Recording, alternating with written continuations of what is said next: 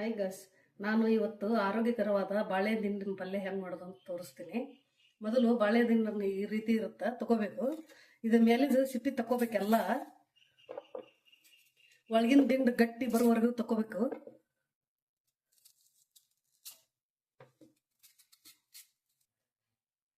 ಇವಾಗ ಬಾಳೆ ದಿಂಡಿನ ಮೇಲಿಂದ ಎಲ್ಲ ಸಿಪ್ಪೆ ತೆಗೆದಾಗಿದೆ. ಇದು ಗಟ್ಟಿ ಇರೋದು ಮಾತ್ರ ತಗೊಂಡಿದ್ದೀನಿ. ಇವಾಗ ಇದನ್ನ ಚಿಕ್ಕ ಚಿಕ್ಕದಾಗಿ ಕಟ್ ಮಾಡ್ಕೋಬೇಕು.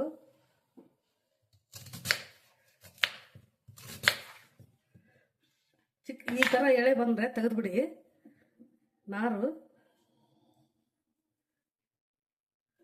ಉಪ್ಪು ಮತ್ತು ಮಜ್ಜಿಗೆ ನೀರಿದು, ಮಜ್ಜಿಗೆಯಲ್ಲಿ ನೆನೆಕ್ಬೇಕು, ಇಲ್ಲಾಂದ್ರೆ ಕಪ್ಪಗಾಯಿ ಬಿಡುತ್ತೆ.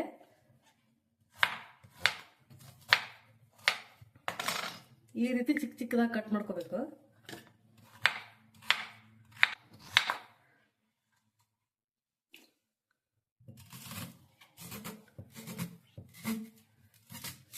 ಇದು ಕಿಡ್ನಿ ಸ್ಟೋನಿಗೆ ತುಂಬಾ ಒಳ್ಳೇದು. ವಾರಕ್ಕೊಂದ್ಸಲ ಆದ್ರೂ ತಿನ್ಬೇಕು. ಇವಾಗ ಕಟ್ ಮಾಡ್ಕೊಂಡಿದ್ದಾಗಿದೆ. ಮಜ್ಜಿಗೆ ನೀರಲ್ಲೇ ಹಾಕ್ಬೇಕು. ಅದನ್ನ ಉಪ್ಪು ಹಾಕಿ ನಾನು ಹಾಕಿದ್ದೀನಿ, ಅದಕ್ಕೆ ಬೆಳ್ಳಗಿದೆ ನೋಡಿ. ಇದು ನೋಳೆ ನೋಳೆ ಬಂದ್ರೆ ಒಂದೆರಡು ಸಲ ತೊಳ್ಕೊಂಬಿಡಿ. ಈ ರೀತಿಯಾಗಿ ಕೈಲಿ ಹೆಚ್ಚಿಗೆ ತೆಗಿಬೇಕು. ನಾರಿದೆ ನೋಡಿ, ಅದನ್ನ ತಕೊಂಬಿಡಿ. ಇವಾಗ ಒಗ್ಗರಣೆ ಮಾಡ್ಕೊಳ್ಳೋಣ. ಒಂದು ಕಡಾಯಿ ಇಟ್ಕೊಂಡು ಅದಕ್ಕೊಂದು 3 ಸ್ಪೂನ್ ಅಷ್ಟು ಆಯಿಲ್ ಹಾಕೋಣ.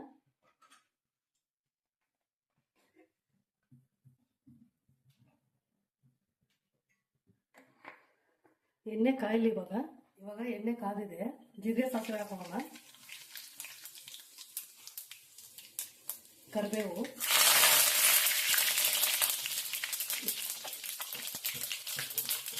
ನಾನು ಒಣ ಖಾರ ಹಾಕ್ತಾ ಇಲ್ಲ, ಹಸಿಮೆಣಸಿನ್ಕಾಯಿ ಹಾಕ್ತೀನಿ ಒಂದು 4.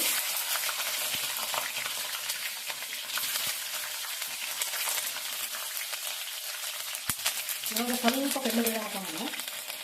ನಾನು ನೆನಪು ಮಾಡಿದೆ, ಮೊದಲೇ ಹಾಕೊಳ್ಳಿ ಕಡಲೆಬೇಳೆ.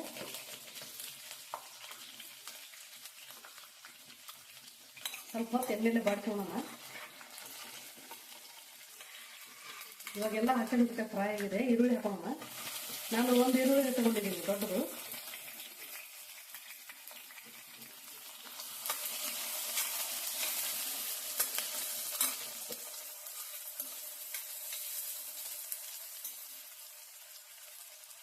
ಪಲ್ಯಕ್ಕೆ ಎಷ್ಟು ಬೇಕೋ ಅಷ್ಟು ಉಪ್ಪು ಹಾಕೋಣ. ಒಂದು ಅರ್ಧ ಸ್ಪೂನ್ ಹಾಕಿದ್ದೀನಿ ನಾನು. ರುಚಿ ತಕ್ಕಷ್ಟು ಹಾಕೊಳ್ಳಿ.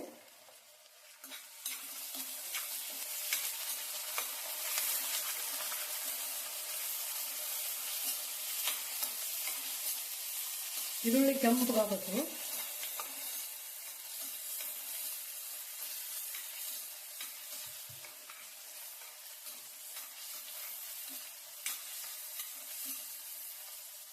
ಇವಾಗ ಸ್ವಲ್ಪ ಅರಿಶಿನ ಹಾಕೋಣ.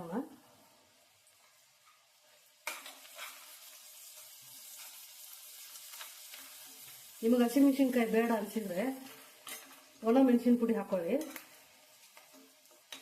ಇವಾಗ ಈರುಳ್ಳಿ ಎಲ್ಲ ಬೆಂದಾಗಿದೆ.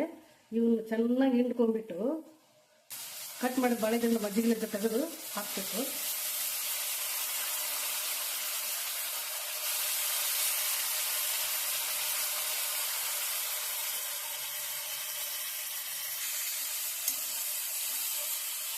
ಲೋ ಫ್ಲೇಮ್ ಇಟ್ಟು ಬೇಯಿಸ್ಕೋಬೇಕು. ಇವನ್ನ ದಿಂಡು ಬೇಯಬೇಕಲ್ಲ, ಅದಕ್ಕೆ.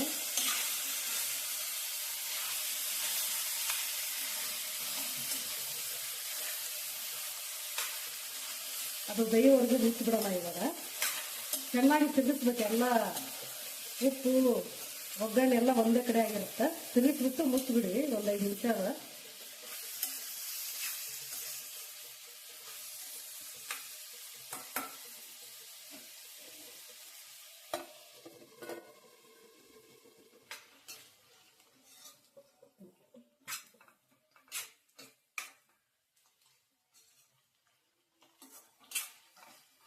ಇವಾಗ ಇದು ಬೆಂದಿದೆ. ಇದಕ್ಕೆ ಕಾಯಿ ತುರಿ ಹಾಕೋಣ.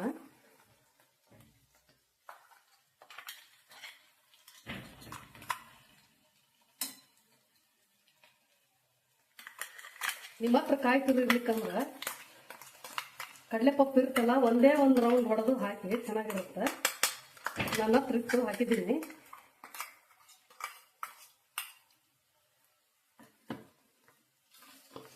ನಾನು ನೀರು ಏನೂ ಹಾಕಿಲ್ಲ ಇದಕ್ಕೆ, ಹಂಗೆ ಎಣ್ಣೆಲೆ ಫ್ರೈ ಮಾಡಿದ್ದೀನಿ. ನಿಧಾನ ಉರಿಯಲ್ಲಿಟ್ಟು ಬೇಯಿಸಿ, ಚೆನ್ನಾಗಿ ಬೇಯ್ತೈತಿ.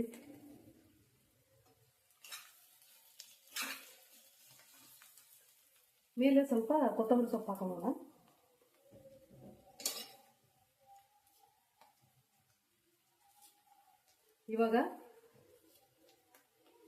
ಇವಾಗ ಬಾಳೆ ದಿಂಡಿನ ಪಲ್ಯ ರೆಡಿ ಆಗಿದೆ.